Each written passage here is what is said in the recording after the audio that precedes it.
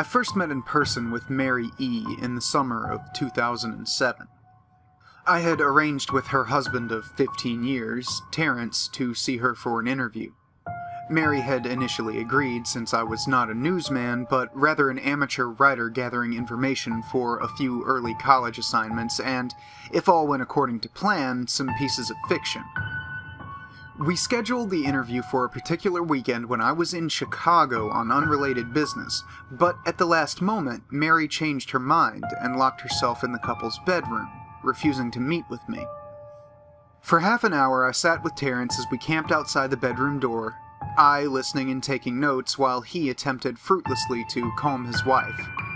The things Mary said made little sense, but fit with the pattern I was expecting. Though I could not see her, I could tell from her voice that she was crying, and more often than not, her objections to speaking with me centered around an incoherent diatribe on her dreams. Or, rather, her nightmares. Terrence apologized profusely when we ceased the exercise, and I did my best to take it in stride. Recall that I wasn't a reporter in search of a story, but merely a curious young man in search of information. Besides, I thought at the time, I could perhaps find another similar case if I put my mind and resources to it. Mary E. was the sysup for a small Chicago-based bulletin board system in 1992 when she first encountered Smile.jpg, and her life changed forever. She and Terrence had been married for only 5 months. Mary was one of an estimated 400 people who saw the image when it was posted as a hyperlink on the BBS, though she is the only one who has spoken openly about the experience. The rest have remained anonymous, or are perhaps dead. In 2005, when I was only in the 10th grade, Smile.jpg was first brought to my attention by my burgeoning interest in web-based phenomena. Mary was the most often cited victim of what is sometimes referred to as Smile Dog, the being Smile.jpg is reputed to display. What caught my interest, other than the macabre elements of the cyber legend and my proclivity toward such things, was the sheer lack of information, usually to the point that people don't believe it even exists other than as a rumor or hoax. It is unique because, though the entire phenomenon centers on a picture file, that file is nowhere to be found on the internet. Certainly many photo-manipulated simulacra litter the web, showing up with the most frequency on sites such as the image board 4chan, particularly the X-focused paranormal subboard. It is suspected these are fakes because they do not have the effect the true Smile.jpg is believed to have, namely sudden onset temporal lobe epilepsy and acute anxiety. This purported reaction in the viewer is one of the reasons the phantom-like Smile.jpg is regarded with such disdain, since it is patently absurd. Though, depending on whom you ask, the reluctance to acknowledge Smile.jpg's existence might be just as much out of fear as it is out of disbelief. Neither Smile.jpg nor Smile.dog is mentioned anywhere on Wikipedia, though the website features articles on other, perhaps more scandalous shock sites, such as Hello.jpg or Two Girls One Cup. Any attempt to create a page pertaining to Smile.jpg is summarily deleted by any of the encyclopedia's many admins. Encounters with Smile.jpg are the stuff of internet legend. Mary E.'s story is not unique. There are unverified rumors of Smile.jpg showing up in the early days of Usenet, and even one persistent tale that in 2002 a hacker flooded the forums of humor and satire website Something Awful with a deluge of Smile.dog pictures, rendering almost half the forum's users at the time epileptic. It is also said that in the mid to late 90s that Smile.jpg circulated on Usenet and as an attachment of a chain email with the subject line, "Smile, God loves you." Yet despite the huge exposure these stunts would generate, there are very few people who admit to having experienced any of them, and no trace of the file or any link has ever been discovered. Those who claim to have seen Smile.jpg often weakly joke that they were far too busy to save a copy of the picture to their hard drive. However, all alleged victims offer the same description of the photo. A dog-like creature, usually described as appearing similar to a Siberian husky, illuminated by the flash of a camera, sits in a dim room, the only background detail that is visible being a human hand extending from the darkness near the left side of the frame. The hand is empty, but is usually described as beckoning. Of course, most attention is given to the dog, or dog creature, as some of the victims are more certain than others about what they claim to have seen. The muzzle of the beast is reputedly split into a wide grin, revealing 2 rows of very white, very straight, very sharp, very human-looking teeth. This is, of course, not a description given immediately after viewing the picture, but rather a recollection of the victims, who claim to have seen the picture endlessly repeated in their mind's eye during the time they are, in reality, having epileptic fits. These fits are reported to continue indeterminably, often while the victims sleep, resulting in very vivid and disturbing nightmares. These may be treated with medication, though in some it is more effective than others.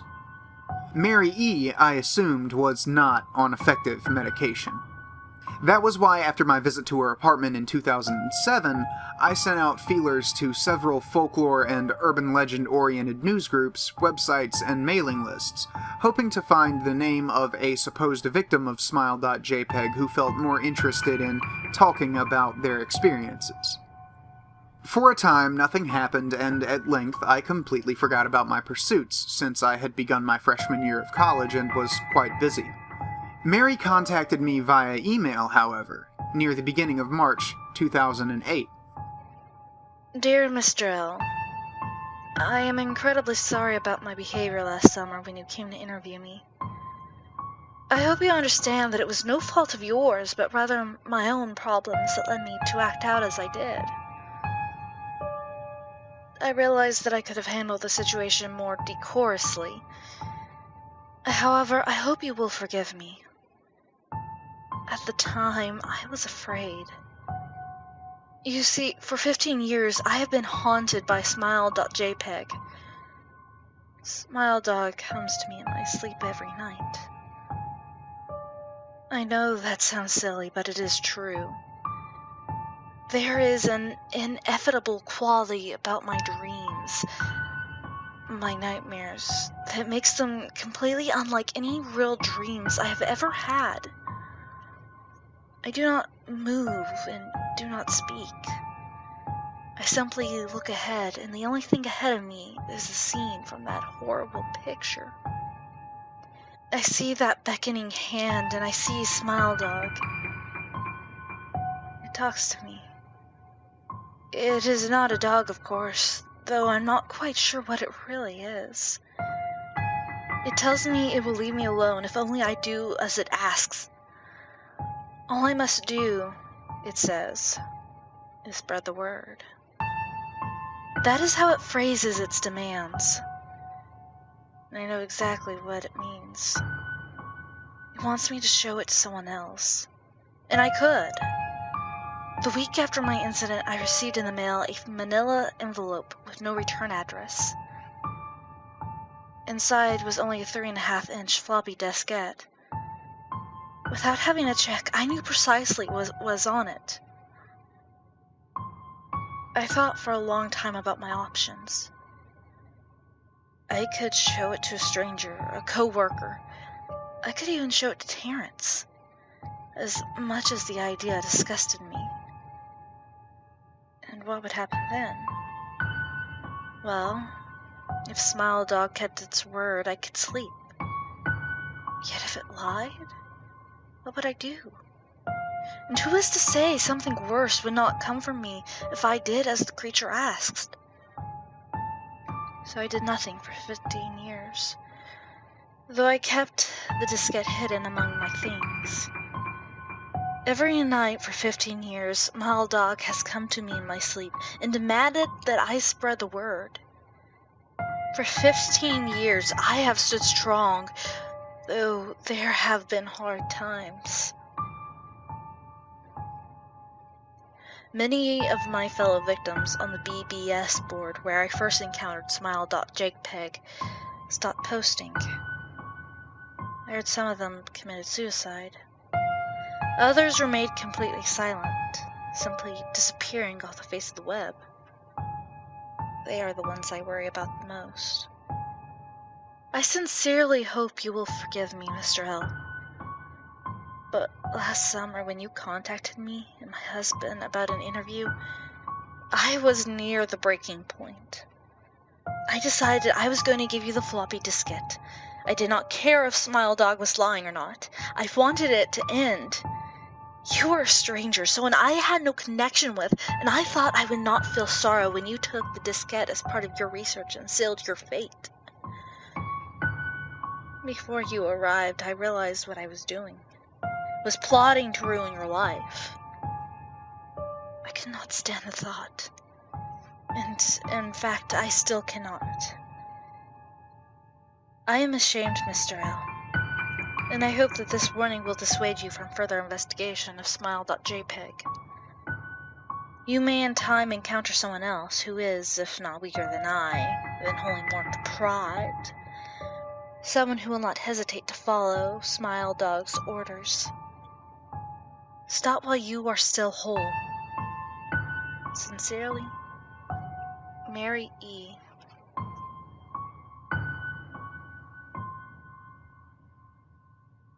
Terrence contacted me later that month with the news that his wife had killed herself.